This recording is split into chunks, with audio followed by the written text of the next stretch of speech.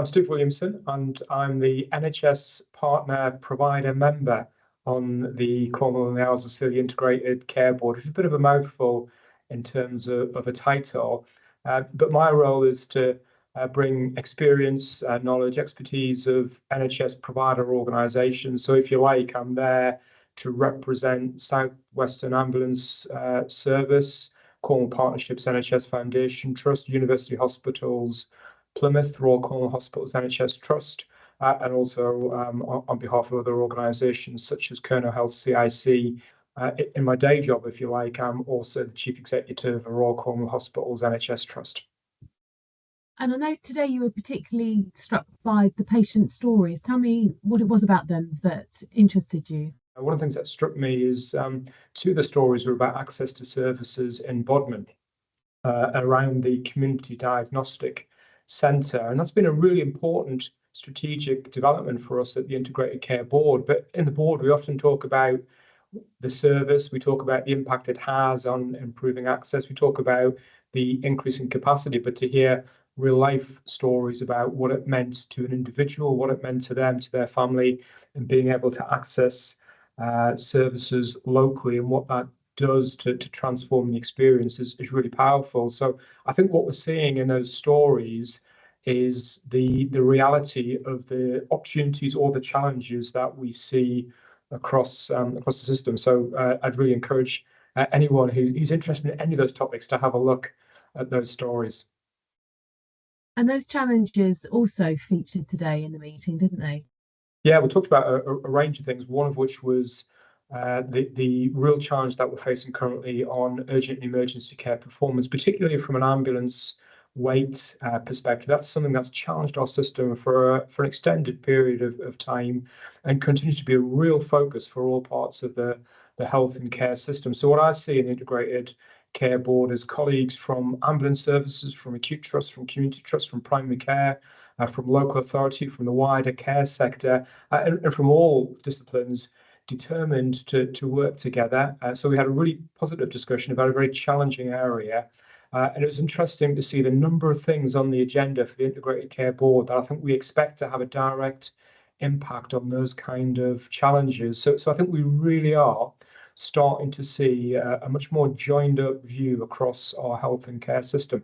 Now, we've got a long, long way to go. I don't think any of us could in any way pretend that those challenges are resolved. Not they're absolutely not, but we are starting to see some of the strategies and plans which should and we should expect to have an impact over the coming weeks and months. And on the subject of strategies, the integrated care strategy came up. Now, this is something that we've been consulting on across Cornwall, isn't it?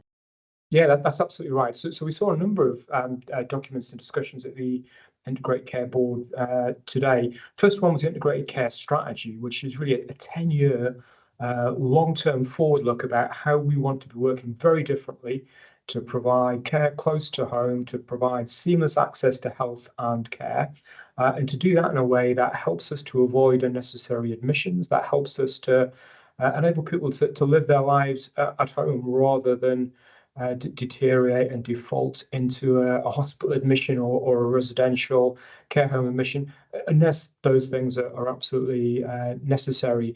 We then also saw the first draft of the joint forward plan, which is really a shorter timescale, looking out for the next 5 years about what we can expect to start to see on a year-by-year basis to achieve that overarching strategies. So it's good to start to see these bits coming together.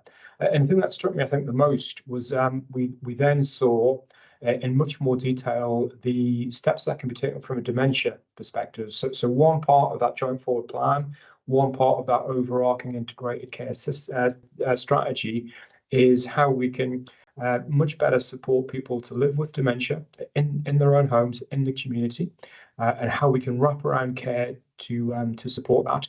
We had a really good discussion about the actions that can be taken to address some of the risk factors which indicate the future risk of dementia. So not just about how we support people with dementia, but what we can do as a system to reduce the prevalence and how we can reduce the risk factors, how we can improve our diagnosis, and also what we can do to increase capacity where we do need specialist residential capacity or specialist community capacity. So that really I think, brought to life one example of what we intend to achieve from the integrated care strategy. And the role of integrated care boards was also something that came up today. They've not been around for very long, and there's now some national focus, isn't there, on how they should function and what they should look like in the future.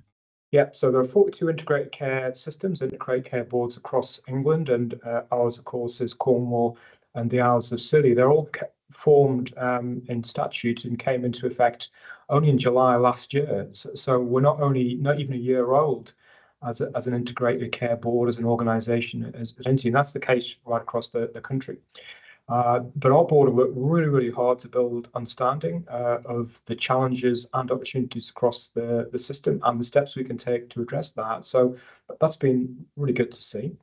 The things we're absolutely focused on is what we can do within Cornwall and the Isles of Scilly to join up health and care, to remove some of the bureaucratic barriers, if you like, between different parts of the services and different parts of the systems, and to do that in a way that helps to support people to stay at home rather than come into community hospitals or acute hospitals, and also supports them to be in their own homes rather than moving into residential care, and also to help accelerate some of the challenges that we have around discharges.